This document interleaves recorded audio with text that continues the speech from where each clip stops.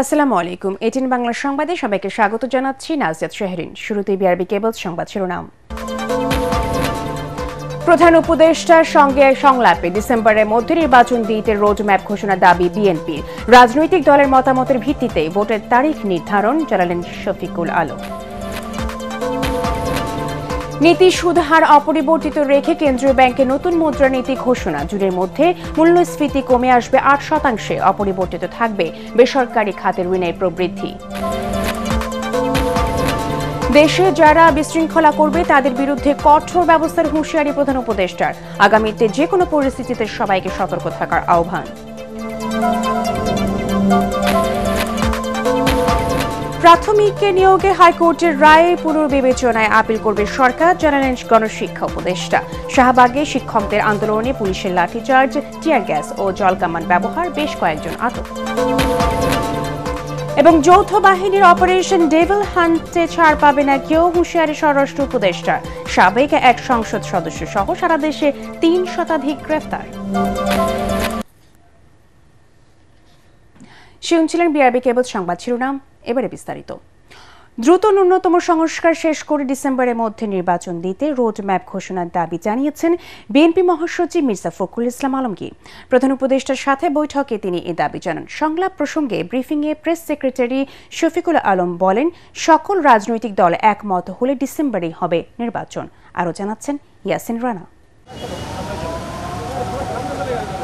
চলমান রাজনৈতিক পরিস্থিতি নিয়ে প্রধান উপদেষ্টা ডক্টর মোহাম্মদ ইউনূসের সাথে বৈঠক করেন বিএনপি মহাসচিব মির্জা ফখরুল ইসলাম আলমগীরের নেতৃত্বে 3 সদস্যের প্রতিনিধি দল। বৈঠক শেষে মির্জা ফখরুল ইসলাম বলেন, নির্বাচন বিগত সময়ে বিএনপি নেতাকর্মীদের বিরুদ্ধে হওয়া মিথ্যা মামলা প্রত্যাহার, আওয়ামী লীগের দোসর সরকারে আমলা এবং ব্যাংক ডাকাতদের বিরুদ্ধে ব্যবস্থা গ্রহণ করা সহ নানা ইস্যুতে কথা হয়েছে প্রধান উপদেষ্টার সাথে। এই যে ঘটনাগুলো ঘটেছে এর দায় সরকার এড়াতে পারেন না।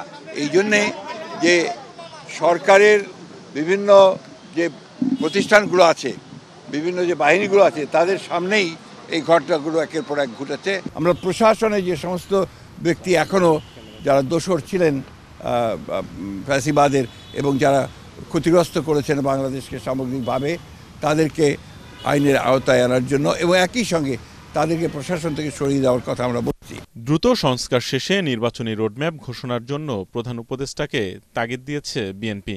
তবে জাতীয় নির্বাচনের আগে স্থানীয় সরকার নির্বাচন চায় না বলে জানান দলটির মহাসচিব। প্রধান উপদেষ্টা এবং তার সঙ্গে যারা ছিলেন তারা আমাদেরকে আশ্বস্ত করেছেন যে অতি দ্রুত তারা নির্বাচনের ব্যবস্থা করছেন এবং তিনি বলেছেন যে ডিসেম্বরের মধ্যে তিনি নির্বাচনের ব্যবস্থা করার জন্য তারা কাজ করছেন।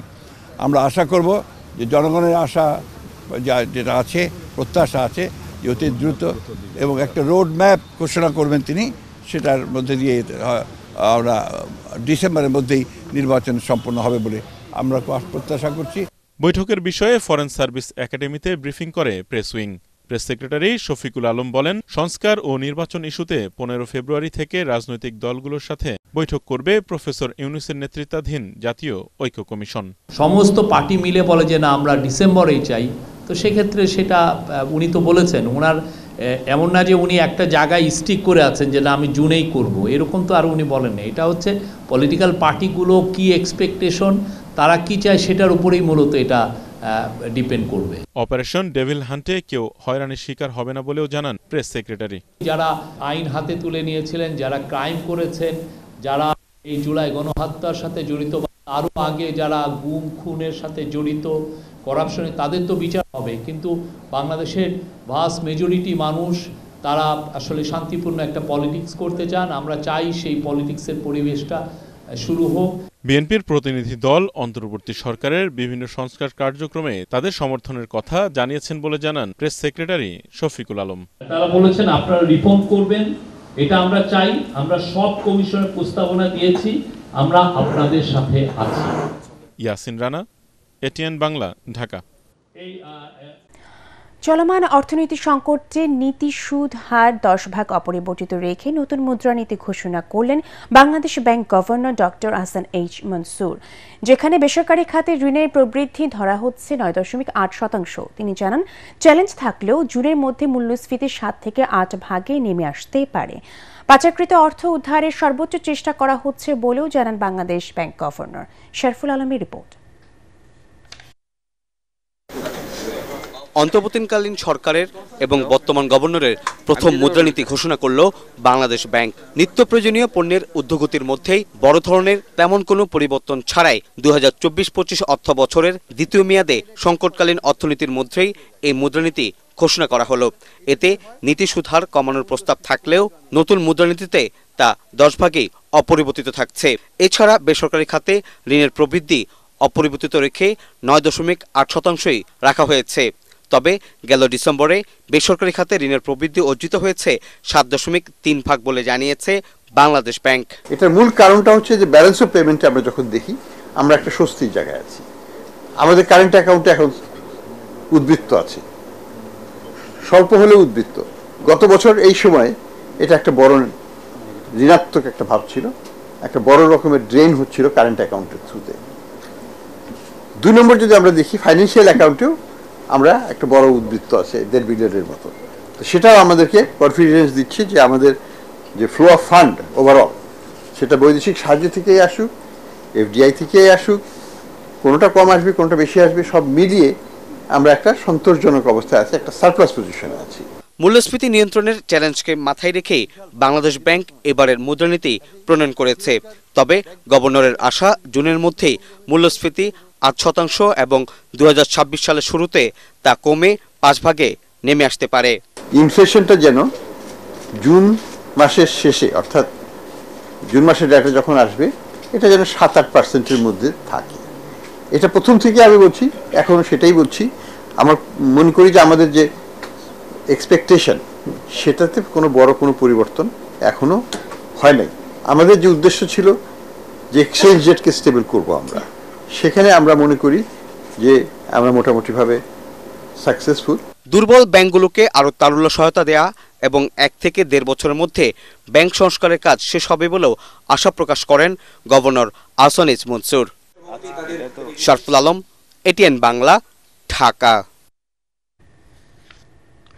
যারা বিশৃঙ্খলা সৃষ্টি করে দেশ নিয়ে ষড়যন্ত্র করবে তাদের বিরুদ্ধে কঠোর ব্যবস্থা নেওয়ার হুঁশিয়ারি দিয়েছেন প্রধান উপদেষ্টা ডক্টর মোহাম্মদ ইউনূস।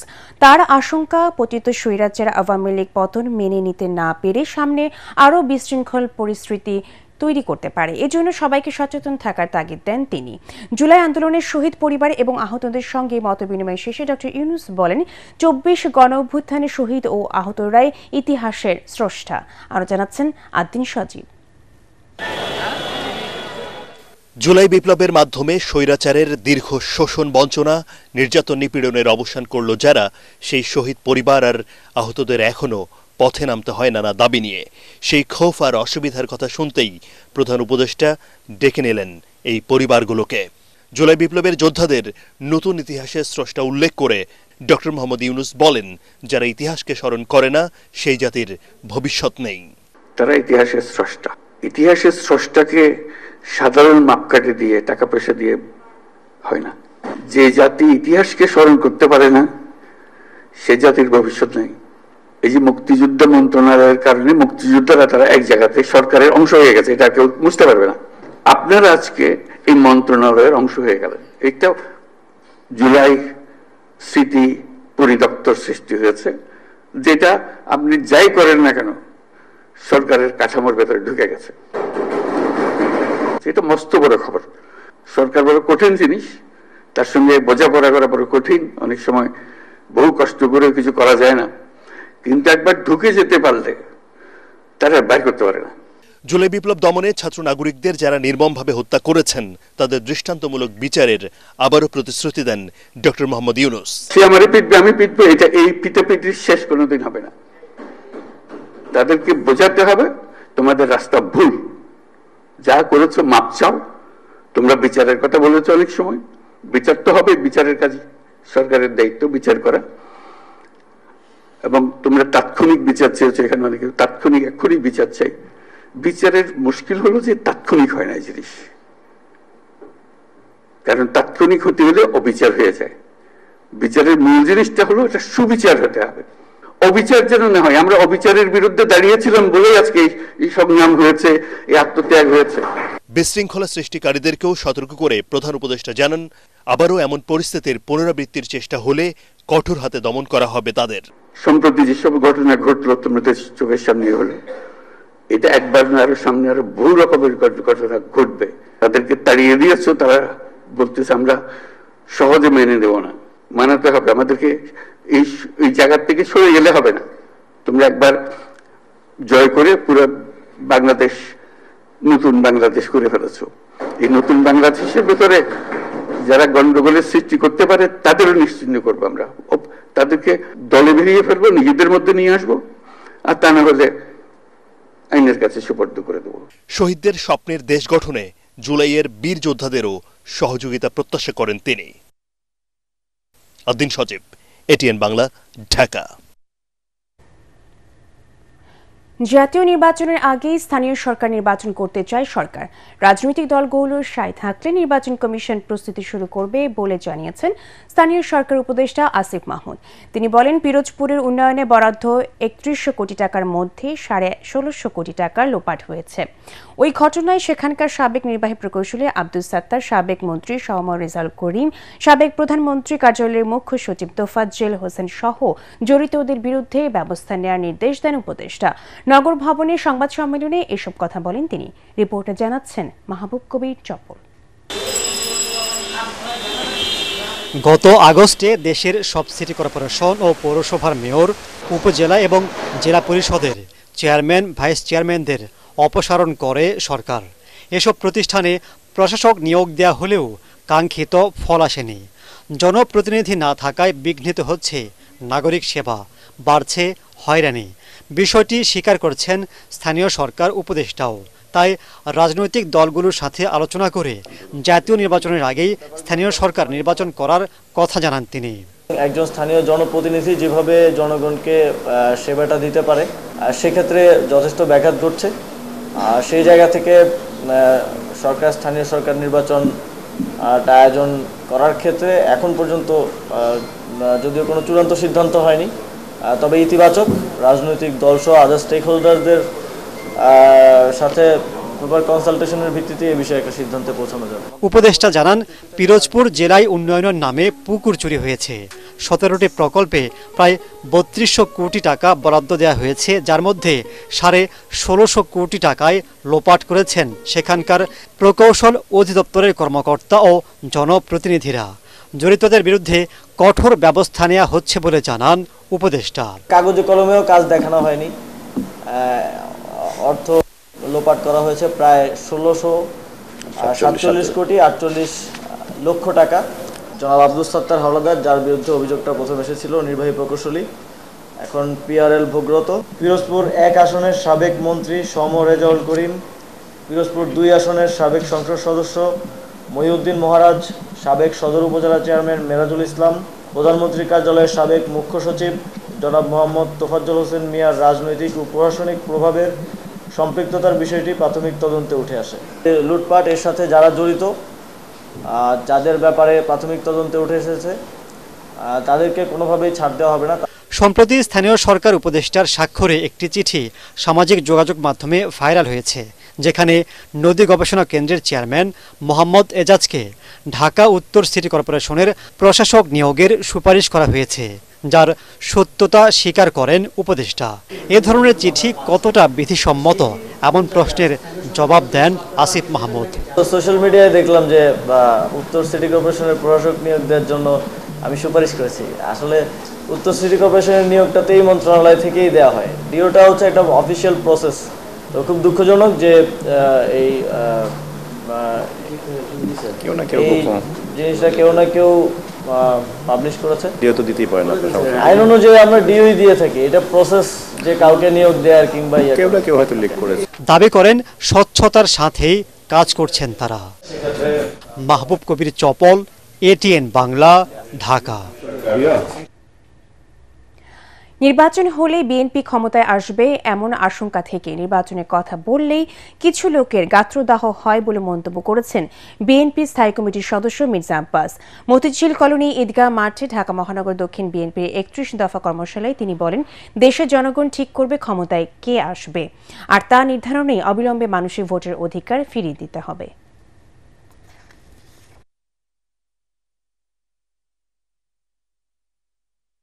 বিচারের কাজ, সংস্কারের কাজ, একই সঙ্গে পাশাপাশি চলুক, আর নির্বাচনের যে প্রক্রিয়া রোডম্যাপ সেটাও আমাদের সামনে আসুক।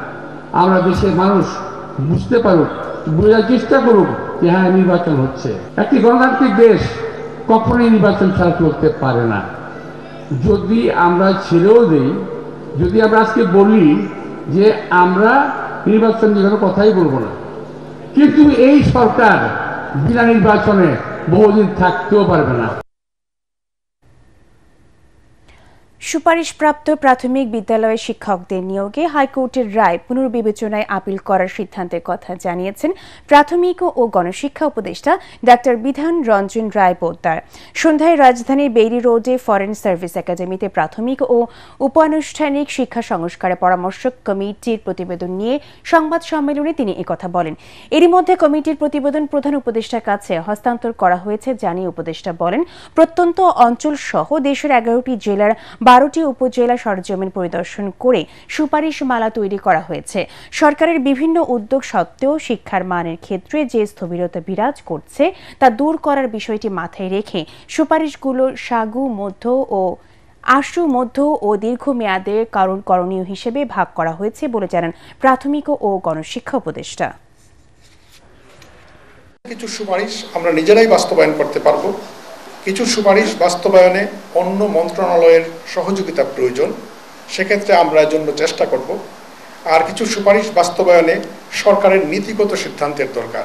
আমাদের উচ্চতর লক্ষ্য অগ্রসর দেশগুলোর শিক্ষার্থীদের মতো আমাদের শিক্ষার্থীরাও science, technology, engineering and mathematics, STEM এ দক্ষ হয়ে উঠবে। এদিকে রাজধানীর শাহবাগে প্রাথমিকের বাদ পড়া শিক্ষকদের আন্দোলন দমাতে এবার জলকামান ব্যবহার, লাঠিচার্জ ও টিয়ার শেল নিক্ষেপ করেছে পুলিশ। জনদুর্ভোগ এড়াতে এমন বল প্রয়োগ করা হয়েছে বলে জানিয়েছে পুলিশ। এ সময় আন্দোলনকারীদের থেকে কয়েকজনকে পুলিশ হেফাজতে নেওয়া হয়। এর আগে নিয়োগ পুনর্বহালের আগ পর্যন্ত সড়ক না ছাড়ার হুঁশিয়ারি দেন আন্দোলনকারীরা। আরও জানাচ্ছেন মাজহারুল হক মুহাজির। এভাবেই জল কামান ব্যবহার করে আন্দোলন দমনের চেষ্টা পুলিশের। নিয়োগ বাতিল করে হাইকোর্টের দেয়া রায়ের প্রতিবাদে সকাল থেকে অবস্থান নেয়া প্রাথমিকের শিক্ষক ও এনটিআরসির নিয়োগ বঞ্চিতরা সড়ক অবরোধ করলে তাদের উপর লাঠিচার্জ করে পুলিশ। দফায় দফায় চলে টিয়ার গ্যাস নিক্ষেপ। উত্তাল রাজধানীর শাহবাগ।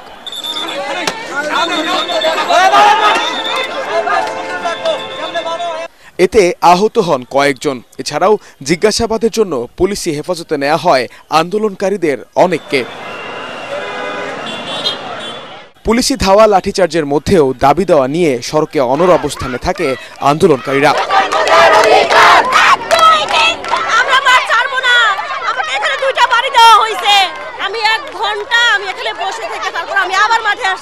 জনপ্রশাসন মন্ত্রণালয়, আইন মন্ত্রণালয় আমাদের সুপারিশ প্রাপ্ত করেছে। আমরা তো তাদেরকে বলছিলাম না যে আমাদের সুপারিশ প্রাপ্ত করেন। আমরা এখানে অবস্থান করছি, ওনারা একবার না একাধিকবার, শুধু জল কামান না এমনকি লাঠিচার্জ আমাদের উপরে তারা করছে এই জায়গা ত্যাগ করার জন্য। দিন ধরে আমরা প্রেস ক্লাবে পরে পরে মশার কামড় খাচ্ছি। আমরা কি মানুষ না? আমরা কি দোষ করছি? আমাদের এই ইউনিট সরকারি রাষ্ট্রীয়ভাবে স্বীকৃতি প্রদান করছে, তাহলে আমাদের কেন আবার চাকরি নিয়ে যাচ্ছে আমাদের কাছ থেকে?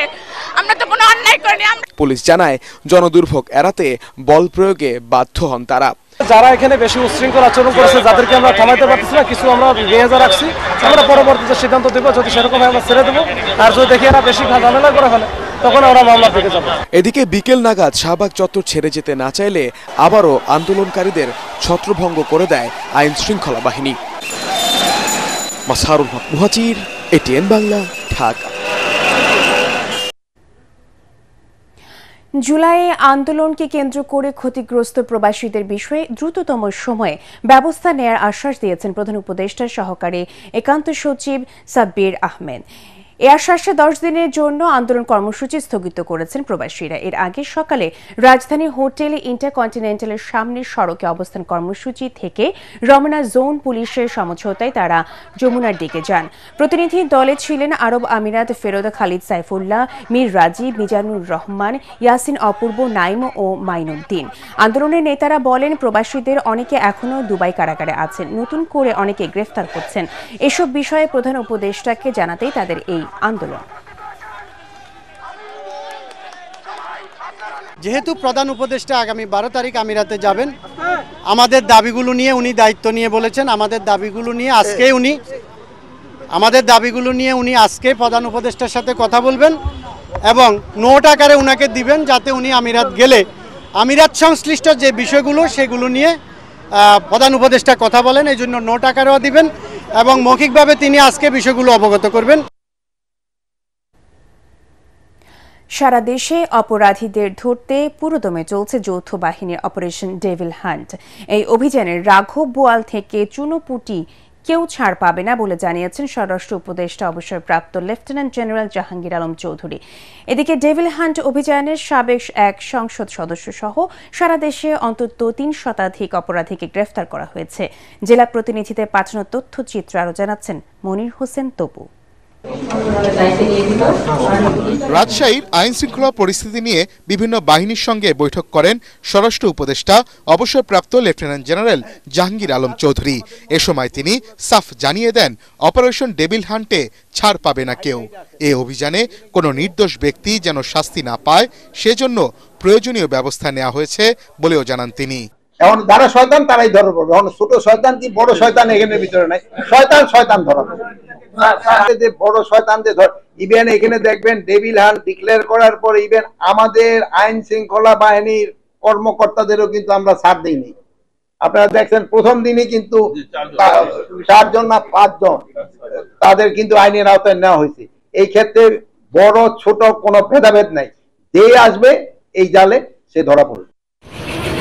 এদিকে গাজীপুরে অভিযানে জেলা পুলিশ 21 জন ও মহানগর পুলিশ 79 জনকে গ্রেফতার করেছে। শ্রীপুরে আত্মগোপনে থাকা সিরাজগঞ্জ 6 আসনের আওয়ামী লীগের সাবেক এমপি চয়ন ইসলাম ও কাশিমপুর থানার 1 নম্বর ওয়ার্ড আওয়ামী লীগের সাধারণ সম্পাদক শামসুল আলম গায়েনকে গ্রেফতার করে পুলিশ। আর গাজীপুর মহানগর যুব মহিলা লীগের সভাপতি আনোয়ারা সরকারকে উত্তরা থেকে হেফাজতে নেয় আইন শৃঙ্খলা বাহিনী। অপারেশন ডেভিল হান্টের দ্বিতীয় দিনে জামালপুরে 6 জনকে গ্রেফতার করা হয়েছে। এদের মধ্যে মাদারগঞ্জ পৌর আওয়ামী লীগের যুব ও ক্রীড়া বিষয়ক সম্পাদক মির্জা বাদল সহ আওয়ামী লীগ এবং নিষিদ্ধ ঘোষিত ছাত্রলীগের নেতাকর্মী রয়েছে। ঠাকুরগাঁয়ে বিশেষ অভিযানে বিদেশি পিস্তল সহ সোহেল রানা নামে এক যুবককে গ্রেফতার করেছে পুলিশ। সোমবার ভোর রাতে পৌর শহরের গোবিন্দনগর এলাকা থেকে অস্ত্রসহ ওই যুবককে আটক করা হয়। খাগড়াছড়িতে আওয়ামী লীগ ও সহযোগী সংগঠনের আরো 8 নেতাকর্মীকে গ্রেফতার করা হয়েছে। এর মধ্যে নিষিদ্ধ ঘোষিত ছাত্রলীগের এক নেতাও রয়েছেন। এ নিয়ে গত 2 দিনে 12 জনকে গ্রেফতার করা হয়েছে। এদিকে ভোররাতে যৌথ বাহিনী অভিযান চালিয়ে মোংলার চাঁদপাই এলাকা থেকে গ্রেফতার করা হয়েছে যুবলীগ, স্বেচ্ছাসেবক লীগ, ছাত্রলীগের 3 নেতাকর্মীকে। দুষ্কৃতিকারীদের গ্রেফতারে সারা দেশে অভিযান অব্যাহত রেখেছে operation devil hunt. Monir Hossain Tapu, ATN Bangla. আলোচিত বুয়েট শিক্ষার্থী আবরার ফাহাদ হত্যা মামলার ফাঁসির সাজাপ্রাপ্ত আসামিদের আপিল ও ডেথ রেফারেন্সের শুনানি মঙ্গলবার পর্যন্ত মুলতবি করেছে হাইকোর্ট। বিচারপতি AKM আসাদুজ্জামান ও বিচারপতি সৈয়দ এনায়েত হোসেনের দ্বৈত বেঞ্চে আলোচিত এই মামলার শুনানি শুরু হয়। রাষ্ট্রপক্ষে শুনানি করেন অ্যাটর্নি জেনারেল আসাদুজ্জামান। গত অক্টোবরে আবরার হত্যা মামলার মৃত্যুদণ্ডপ্রাপ্ত আসামিদের আপিল ও ডেথ রেফারেন্স দ্রুত শুনানির উদ্যোগ নেওয়া হয়।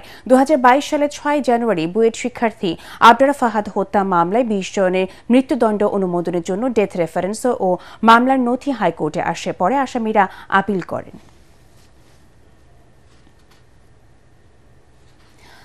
রোজাকে সামনে রেখে আজ থেকে শুরু হলো সাশ্রয়ী মূল্যে টিসিবির পণ্য বিক্রি। ঢাকার 50টি ও চট্টগ্রামে 20টি পয়েন্টে ট্রাকে করে এসব পণ্য বিক্রি করা হচ্ছে, যেখানে স্বল্প মূল্যে মিলছে ভোজ্য তেল, চিনি, খেজুর, ছোলা ও মসুরের ডাল। পর্যায়ক্রমে দেশের অন্যান্য জেলায় এই সেবা বাড়ানো হবে বলে জানিয়েছেন টিসিবির মুখপাত্র। তরিক ইসলামের রিপোর্ট। আসন্ন রমজান উপলক্ষে সাধারণ মানুষকে কিছুটা স্বস্তি দিতেই প্রায় 40 দিন পর আবারও শুরু হয়েছে কম দামে টিসিবির পণ্য বিক্রি। ফ্যামিলি কার্ডের বাইরে রাজধানীর 50টি ও চট্টগ্রামের 20টি পয়েন্টে ট্রাকে করে বিক্রি করা হচ্ছে রোজায় বহুল ব্যবহৃত নিত্যপণ্য, তেল, ডাল, চিনি, খেজুর সহ বিভিন্ন পণ্য। এতে প্রতি লিটার সয়াবিন 100 টাকা, 1 কেজি মসুর ডাল 60 টাকা, চিনি 70 ও 155 টাকায় খেজুর কিনতে পারবেন যে কোনো ক্রেতা। স্বল্প মূল্যে এসব পণ্য পাওয়ায় খুশি নিম্ন আয়ের মানুষেরা। এরকম পাইলে আমরা গরিব মানুষ করে ফেলে খাই বাঁচতে পারি। কাম অসল মানুষ কাম করতে পারি না, মাল বাহিনায় ঢুকতে পারি না। যে অবস্থা দেখেন কি অবস্থা। আমরা যা পাইতেছি মানে এক সপ্তাহিক যাবে যে ফ্যামিলিতে, এর চেয়ে বেশি হবে না। যদি আরেকটু বাড়তি দিত তাহলে আমাদের উপকার হতো। সারা বছর এই সেবা চালু রাখার দাবি ক্রেতাদের। এইটাই চাই সবসময় যেন দেয়, 2 দিন পরে পরে কি 3 দিন পরে পরে নিতে পারে।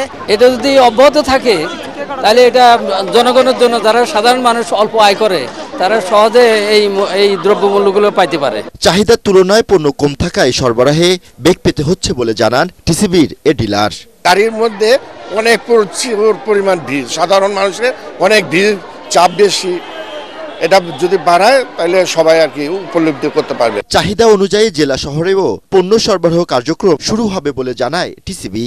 ফ্যামিলি কার্ডের বাইরের মানুষ যাতে এটাকে আওতাভুক্ত করা যায় সেটাকে আমরা অতিরিক্ত সেবা বলছি। কিছু সংখ্যক দরিদ্রপ্রবণ যে ডিস্ট্রিক্ট আছে সেই ডিস্ট্রিক্টগুলো এর আওতায় আনা, অর্থাৎ আমাদের কার্যক্রমের ব্যাপ্তি কিন্তু বেড়েছে। কার্ড সংখ্যা কমানো হলেও আমাদের ট্রাক বৃদ্ধির মাধ্যমে এবং স্থান বৃদ্ধির মাধ্যমে এটা ব্যাপ্তিটা বাড়ানো হচ্ছে। আগামী 28 মাস পর্যন্ত চলবে টিসিবির এই ট্রাক্সেল সেবা। তরিক ইসলাম, এটিএন বাংলা, ঢাকা। এজেন্সির অবহেলার কারণে কেউ হজ করতে না পারলে সেই দায় এজেন্সিগুলোকেই নিতে হবে বলে জানিয়েছেন ধর্ম বিষয়ক উপদেষ্টা ডক্টর আফম খালিদ হোসেন। তিনি বলেন, ধর্ম বিষয়ক মন্ত্রণালয় বা সৌদি সরকার এই দায় নেবে না। দুপুরে সচিবালয়ে 2025 সালে হজ ব্যবস্থাপনার অগ্রগতি নিয়ে আয়োজিত সংবাদ সম্মেলনে উপদেষ্টা এসব কথা বলেন। তিনি বলেন, সৌদি সরকারকে সরকারের পক্ষ থেকে মিনা ও আরাফায় তাঁবু ও ক্যাটারিং সার্ভিস, বাড়ি, হোটেল কর্তৃপক্ষ, পরিবহন প্রতিষ্ঠান, ক্যাটারিং সেবাদানকারী প্রতিষ্ঠানের সাথে 14 ফেব্রুয়ারির মধ্যে চুক্তি করার নির্দেশনা দেওয়া হয়েছে। আল আরাফা ইসলামী ব্যাংক অর্থ সংবাদ।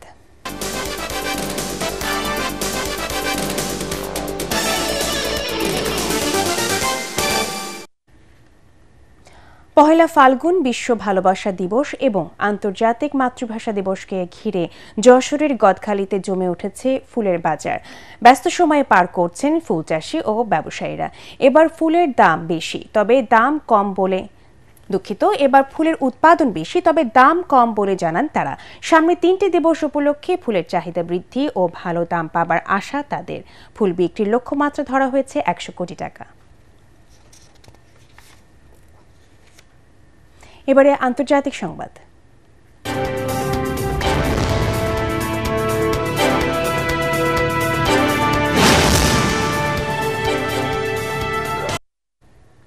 এবার সরকারি অর্থায়নে পরিচালিত গণমাধ্যম ভয়েস অফ আমেরিকা ও রেডিও ফ্রি ইউরোপ বন্ধের প্রস্তাব দিয়েছেন প্রেসিডেন্ট ডোনাল্ড ট্রাম্পের উপদেষ্টা ইলন মাস্ক।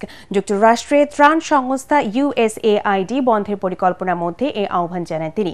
মার্কিন এই গণমাধ্যম দুটি বন্ধের বিষয়ে সামাজিক যোগাযোগ মাধ্যম এক্সে মাস্ক বলেন, সরকারের টাকায় গণমাধ্যম চালানো অযৌক্তিক, ফলে করদাতাদের টাকার অপচয় রোধে এগুলোর আর প্রয়োজন নেই। এর আগে মার্কিন প্রেসিডেন্ট ডোনাল্ড ট্রাম্পের বিশেষ দূত রিচার্ড গ্রেনেল গণমাধ্যমগুলো নিয়ে সমালোচনা করেন। এরপরই ভয়েস অফ আমেরিকা ও রেডিও ফ্রির আউটলেটগুলো বন্ধের কথা বলেন মাস্ক। শিশুদের সঙ্গে নিয়ে হজে যাওয়ার ওপর নিষেধাজ্ঞা আরোপ করেছে সৌদি আরব। দেশটির হজ ও ওমরা মন্ত্রণালয় জানায়, হজের সময় প্রচণ্ড ভিড়ের মধ্যে শিশুদের নিরাপত্তা ও সার্বিক মঙ্গলের কথা বিবেচনা করে তাদের সঙ্গী হিসেবে আনা থেকে বিরত থাকতে বলা হয়েছে। জানানো হয়, হজ করার জন্য শিশুদের ন্যূনতম বয়স হতে হবে 12 বছর। এছাড়া এর আগে যারা হজ করতে পারেননি এবারও তারাই অগ্রাধিকার পাবেন বলে জানানো হয়েছে।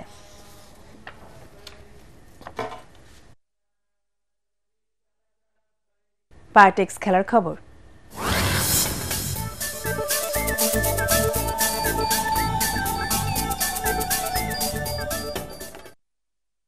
চ্যাম্পিয়ন্স ট্রফির জন্য বিপিএল আদর্শ প্রস্তুতি নয়, জাতীয় ক্রিকেট দলের দ্বিতীয় দিনের প্রস্তুতি শেষে এমনটাই জানান প্রধান কোচ ফিল সিমন্স।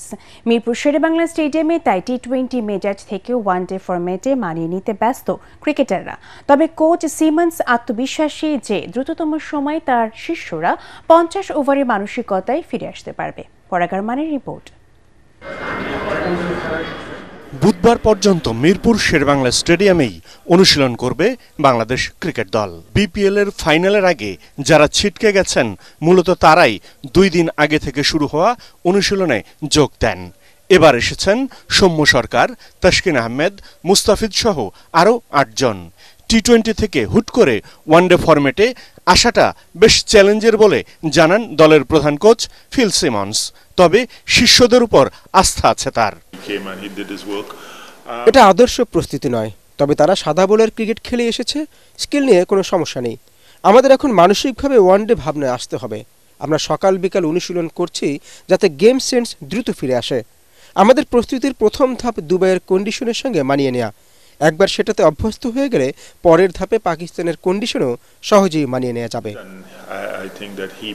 দলের সবচেয়ে বড় দুশ্চিন্তার নাম নাজমুল হোসেন শান্ত। ইনজুরির কারণে ওয়েস্ট ইন্ডিজ সফর মিস করেছিলেন। সবশেষ আন্তর্জাতিক ম্যাচ খেলেছেন গত নভেম্বরে। বিপিএলে 5 ম্যাচে রান মাত্র 41। তবে লম্বা সময় ধরে অফ ফর্মে থাকা শান্ত চ্যাম্পিয়ন্স ট্রফিতেই স্বরূপ ফিরবে বলেন বিশ্বাস কোচের। সে যখন বিপিএলে ম্যাচ খেলেছিল না তখনও কঠোর পরিশ্রম করেছে। সে খুবই পরিশ্রমী একজন ব্যাটার, সারাক্ষণ অনুশীলনের মধ্যেই থেকেছে। এটা দলের সবাইকে মানসিকভাবে শক্ত হতে সাহায্য করবে।